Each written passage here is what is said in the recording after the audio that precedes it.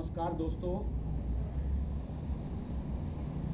काफ़ी दिनों से आपके बीच में विचार साझा करने का अवसर नहीं मिला। उसके बहुत सारे सामाजिक कारण रहे और पिछले दिनों अभी आपके सामने जो दुर्घटनाएं आई तो मैंने भी जब पेपर में उसको पढ़ा तो मेरा मन किया कि मैं डिप्रेशन को लेके और ये जो सामाजिक वातावरण पैदा हो रहा है उस पर ज़रूर आपसे विचार साझा करूं।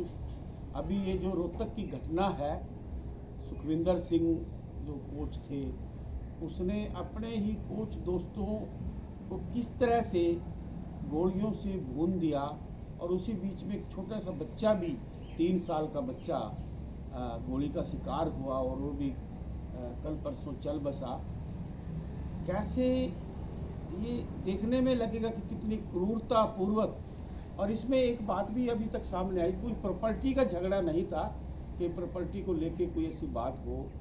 ये केवल हमारे ज़िंदगियों में, हमारे दिलो दिमाग में ये जो लगातार नेगेटिविटी बढ़ती जा रही है, लगातार शून्यता बढ़ती जा रही है, चाहे वो कोच हो, चाहे वो और किसी प्रोफेशन से जुड़े लोग हों। आज अक्सर बहुत सारे लोगों से मिलने का मौका मिलता है, स्टूडेंट से मिलने का मौका मिलता है, खिलाड़ियों से मिलने का मौका मिलता है, कर्मचारियों से मिलने का मौका मिलता है, किसानों से मिलने का मौका मिलता है। जो एक जीवन में सुकून होता है, जो जीवन में खुशी होती है, जीवन में एक ठहराव होता है, वो प्राय गायब होता जा रहा है। कारण बहुत सारे हैं। सामाजिक वातावरण बहुत बड़ा कारण है। हमारे समाज की जो हालत है वो अकेलेपन की ज़्यादा है, सामूहिकता ख़त्म हो रही है।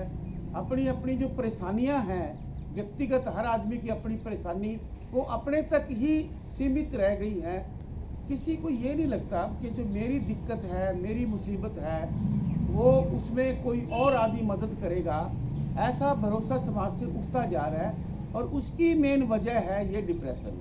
और दूसरा क्या है, स्टूडेंट से जो हम मिले, क्योंकि स्कूल नहीं गए, कॉलेज के स्टूडेंट स्कूल नहीं कॉलेज नहीं गए, तो वो घर में हैं और एक जगह पे रहते रहते जो एक लाइफ के अंदर गति होती है वो गति ना होने की वजह से स्टूडेंट्स भी डिप्रेशन के लगातार शिकार हो रहे हैं। हमने पीछे भी प्रार्थना की थी और आज फिर मैं इस वीडियो के माध्यम से अपनी सरकार से प्रार्थना करूंगा कि बहुत जल्दी जो है वो छोटे बच्चों से लेकर बड़ी क्लासों तक खोले जाएं। और क्योंकि हर चीज़ का इलाज हो जाएगा। ये जो डिप्रेशन से लगातार मौतें बढ़ रही हैं, मर्डर बढ़ रहे हैं, बलात्कार बढ़ रहे हैं, बहुत जो टॉर्चर, एक दूसरे को टॉर्चर करने की प्रवृत्ति बढ़ रही है, ये सारे के सारे डिप्रेशन के रूप हैं।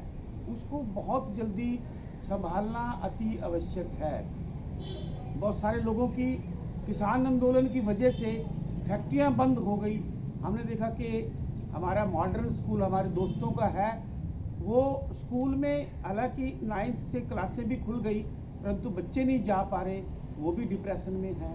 तो किसान आंदोलन की वजह से बहुत सारी फैक्ट्रियां बंद पड़ी हैं, अरबों खरबों रुपए का नुकसान हो रहा है, जिंदगियां उजड़ रही हैं, लेबर खाली बैठी है, बेरोजगार हो गई है, उनकी ज़िंदगी में शून्यता आ रही है।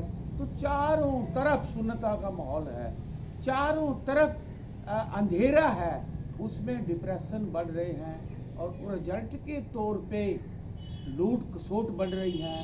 सेक्टर 9 में हमारे पास ही कैसे दिन में ही 8 बजे कैसे घर में से करोड़ों का सामान लूट के घर में घुस के सारे परिवार को बंधक बना के लूट के ले गए।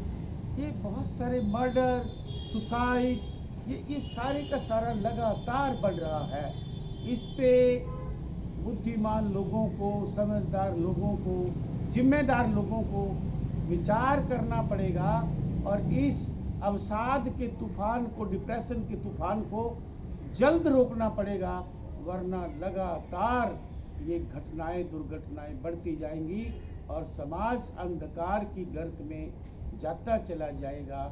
इसका समाधान अति आवश्यक है। जब तक बड़ा समाधान आए मैं तमाम अपने युवा पीढ़ी से, अपने दोस्तों से, तमाम नौजवानों से, बुज़ुर्गों से एक प्रार्थना करूंगा कि सुबह जल्दी उठना चाहिए। कम से कम सूरज निकलने से 2 घंटे पहले उठना चाहिए और उठ के योगा प्राणायाम करना चाहिए, मेडिटेशन करनी चाहिए, ताकि दिलो दिमाग में ये जो मौजूदा परिस्थिति की वजह से डार्कनेस है, अंधेरा है, वो दूर हो जाए। ये पक्की बात है। जो सुबह उठ के जल्दी योगा प्राणायाम करते हैं, मेडिटेशन करते हैं, प्रभु को याद करते हैं, तो वो हर तरह की दिक्कत के खिलाफ लड़ सकते हैं, मुसीबतों से जीत सकते हैं और एक अच्छी ज़िंदगी की शुरुआत कर सकते हैं। Thank you.